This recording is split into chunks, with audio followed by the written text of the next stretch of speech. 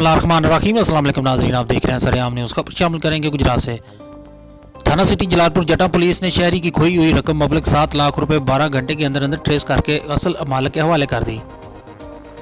तफसीलात के मुताबिक मोरखा 30/11/2022 को मसमी शफाकत रफ़ीक वल्द मोहम्मद रफ़ीक सकना मल्ला शेर शाही ने थाना सिटी जलालपुर जटा पुलिस को इतला दी कि दौरान सफ़र चांदनी चौक के करीब मेरे 7 लाख रुपए कहीं खो गए हैं, जिस पर SHO थाना सिटी जलालपुर जटा ने फौरी तौर पर एक्शन लेते हुए इंचार्ज चौकी सिटी जलालपुर जटा ASI नसीम एहसन और दीगर पुलिस मुलाजमीन पर मुश्तमिल पुलिस टीम तश्कील दी, जिसने महकमाना सलाहियतों का बरूए कार लाकर जदीद साइंसी टेक्नोलॉजी का इस्तेमाल करते हुए CCTV कैमरों की मदद से 12 घंटे के अंदर रकम मबलग 7 लाख रुपए ट्रेस कर ली।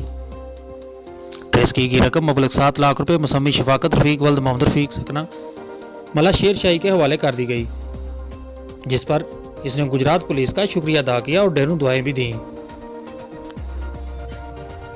मैं इंचार्ज चौकी सिटी जलालपुर जटा तैनात हूं। कल शफाकत रफ़ीक साहब ने सानू रिपोर्ट की थी कि दौरान सफ़र उन्होंने 7 लाख रुपया चांदी चौक के नज़दीक गए हुए जिहड़ा असीं CCTV कैमरे की मदद नाल ट्रेस करके उन्होंने लग के उन्होंने हवाले कर दिते ने। पुलिस का शुक्रिया अदा किया। मैं जलालपुर जटा का रिहायशी हाँ। मैं कल दौरान सफर जे चांद चौक के नज़दीक में पैसे गिर गए थे 7 लाख रुपये। मैं आके 15 से नसीम अहमद भट्ट साहब चौकी इंचार्ज जलालपुर जटा रिक्वेस्ट की थी है। उन्होंने 12 घंटिया के मेरे पैसे CCTV कैमरे के देख के मैनू अपना ढूंढ दिते ने।